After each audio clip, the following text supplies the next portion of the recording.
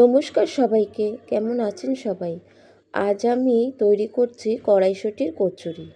কড়াইশুঁটির কচুরি করার জন্য প্যানে সাদা তেল দিয়ে ওপরে দিয়ে দিলাম হিং ফোড়ন। তারপরে আদা আর একটু কাঁচা লঙ্কা বেটে নিয়ে মশলাটাকে সাঁতলে নেব। আমি না কালো জিরে ফোড়নটা দিতে ভুলে গিয়েছিলাম, তাই পরে দিয়ে দিলাম। আদাটা আগের দিয়ে একটু সাঁতলে নিলে আদার যে ওই কাঁচা কাঁচা গন্ধটা চলে যাবে। এরপরে আমি আগের থেকে কড়াইশুঁটি বেটে রেখেছি, কড়াইশুঁটি বাটাটা দিয়ে দেব।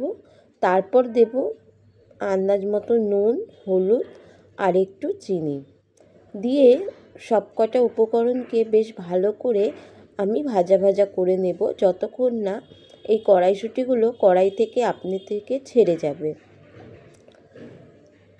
এরপর আমি দিলাম ভাজা জিরের গুঁড়ো।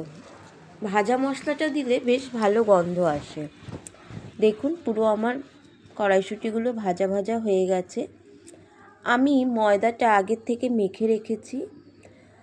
আজকে আমার 8টা কচুরি লাগবে, 2জন মানুষ তো, এর বেশি লাগবে না। তো আমি সেইভাবেই কড়াইশুঁটিটা বেটে নিয়েছিলাম। তো আমি এবার পুরগুলো ভরে নেব। আমার কিন্তু 100 সাবস্ক্রাইবার পুরো হয়ে গেছে। আপনারা আমাকে ভালোবাসা দিচ্ছেন, তার জন্য অনেক অনেক ধন্যবাদ। আশা করি এইভাবেই আপনারা আমার পাশে থাকবেন। বেশ, এবার পুরগুলো ভরা হয়ে গেছে। আমি গোল গোল করে বেলে নেব। আর দেখবেন আমার কচুরিগুলো কিন্তু প্রত্যেক কয়টা বেশ গোল করে ফুলেছে। আর লুচি হোক, কচুরি হোক, পুরি হোক, যাই হোক, এরকম ফুললে খুব ভালো লাগে মনটা। কচুরিগুলো একটু লাল লাল করেই ভাজতে হবে।